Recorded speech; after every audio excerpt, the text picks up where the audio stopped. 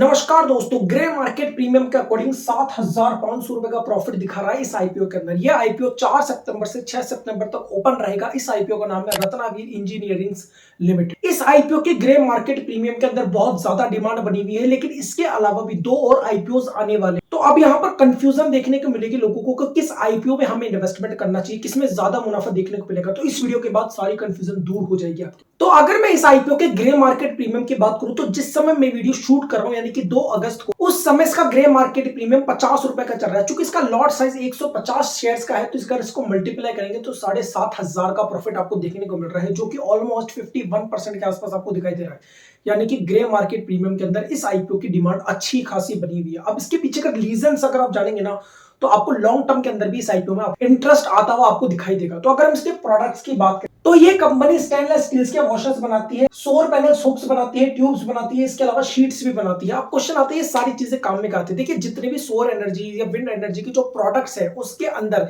जो छोटे छोटे उपकरण लगाए जाते हैं, वो उपकरण बनाने का काम ये कंपनी करती है। तो बेसिकली सौर एनर्जी या फिर जो एनर्जी सेक्टर से जुड़ी हुई कंपनीज है, उनके अंदर इसकी डिमांड बहुत ज्यादा बनी हुई है, और आने वाले साल के अंदर भी इसके कंपनी के प्रोडक्ट्स की डिमांड और भी ज्यादा बढ़ती है आपको दिखाई देगी। लेकिन सबसे इंपॉर्टेंट बात इस कंपनी के लिए है वो है इसके फाइनेंशियल्स। तो अगर हम इसके फाइनेंशियल्स की बात करें तो कंपनी के फाइनेंशियल्स आपको बहुत अट्रैक्टिव दिखाई देंगे। इसके एसेट्स कंसिस्टेंटली बढ़ता जा रहा है, इसका रेवेन्यू भी कंसिस्टेंटली बढ़ता जा रहा है। लेकिन इससे भी इंपॉर्टेंट बात वो ये है इसका प्रॉफिट आफ्टर टैक्स। अगर आप देखेंगे 2021 से 2022 से 2023 तक इसका प्रॉफिट आफ्टर टैक्स कंसिस्टेंटली बढ़ता जा रहा है, जबकि इसका रेवेन्यू इतना ज्यादा नहीं बढ़ रहा। मतलब कि कंपनी जो है वो मार्जिन को बढ़ाने का काम कर रही है, यानी कि कंपनी का पैड बढ़ रहा है, जो कि बहुत अच्छी बात है किसी कंपनी की। क्योंकि आपने कई बार देखा होगा कि कंपनी रेवेन्यू तो बहुत सारा जनरेट कर लेती है, लेकिन वो मार्जिन से नहीं बचा पाती। इस वजह से उस कंपनी की लिस्टिंग कभी देखने को मिलती ही नहीं है, लिस्टिंग डे भी नहीं मिलती, उसके बाद भी वो स्टॉक कंसिस्टेंटली गिरता जाता है। जोमेटो के साथ, पेटीएम के साथ आपको इसी वजह से देखने को मिला। तो यहां पर सबसे जरूरी है किसी कंपनी के लिए कि वो मार्जिन डेवलपमेंट कर सके, और ये कंपनी मार्जिन बना रही है और कंसिस्टेंटली उसको बढ़ाती जा रही है।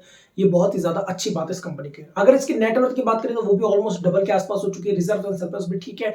और सबसे इंपॉर्टेंट बात जो मुझे एक नेगेटिव पॉइंट दिखाई देता है वो है इसकी बोरोइंग्स। अगर आप इसका डेट टू इक्विटी रेशियो के देखोगे तो वो 2.17 के आसपास आपको दिखाई देगा, जो कि बहुत ज्यादा है। यानी कि कंपनी के पास डेट बहुत ज्यादा है, और चूंकि ये लॉन्ग टर्म डेट है, मतलब कि ये है कि अगर मान लीजिए कि कंपनी ने जो डेट ले लिया, अब मान लीजिए कंपनी के पास प्रॉफिट होता है या नहीं होता है, कंपनी रेवेन्यू जनरेट करती है, किसी कारण की वजह से नहीं कर पाती है, लेकिन कंपनी को कंसिस्टेंटली इस पर ब्याज देता रहना पड़ेगा। और इस आईपीओ के बाद भी कंपनी का कोई बहुत बड़ा इरादा दिख नहीं रहा कि ये अपने डेट को कम करते हुए दिखाई दे। तो मेरे हिसाब से कंपनी का ओवरऑल फंडामेंटल तो ठीक है, लेकिन अगर कंपनी डेट पर भी थोड़ा बहुत काम करेगी तो उसके फंडामेंटल आने वाले समय के अंदर और भी ज्यादा स्ट्रॉन्ग बन जाएंगे, जो कि इस कंपनी के लिए बहुत ही ज्यादा फायदेमंद होंगे लॉन्ग टर्म के लिए। अब हम कंपनी के कुछ बेसिक डिटेल्स के बारे में समझ लेते हैं। तो इस आईपीओ का जो इशू साइज है वो है 165 करोड़ रुपए, और यह इशू साइज और भी अट्रैक्टिव इस वजह से हो जाता है क्योंकि ये ज्यादातर जो है वो अपने इशू साइज को फ्रेश इशू के अंदर लेकर आ रही है, जो कि 135 करोड़ रुपए के आसपास है, और बाकी ओएफएस आपको दिखाई देगा।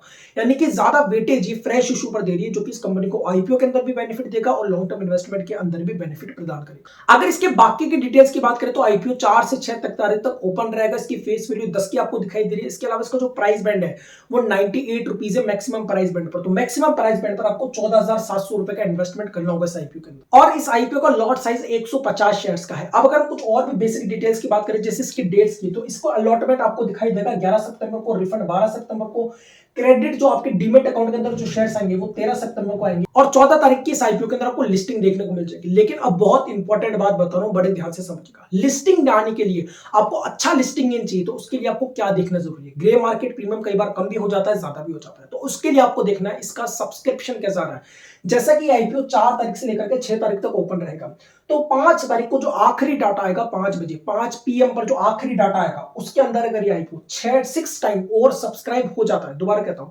6 टाइम ओवर सब्सक्राइब हो जाता है, तो इस आईपीओ के अंदर लिस्टिंग मिलने की संभावना बहुत बहुत बहुत ज्यादा बढ़ जाएगी। और लिस्टिंग कितने की देखने को मिलेगी, यही आपको देखने को मिलेगी। लिस्टिंग मतलब यानी कि आपको ऑलमोस्ट 30% से लेकर के 50% तक का मुनाफा देखने को मिल जाएगा इस आईपीओ के अंदर। तो ये वीडियो आपको कैसा लगा मुझे कमेंट करके जरूर बताएगा। आईपीओ और स्टॉक मार्केट से जुड़ी हुई ऐसी वीडियोस और देखने के लिए चैनल को सब्सक्राइब कर लीजिए।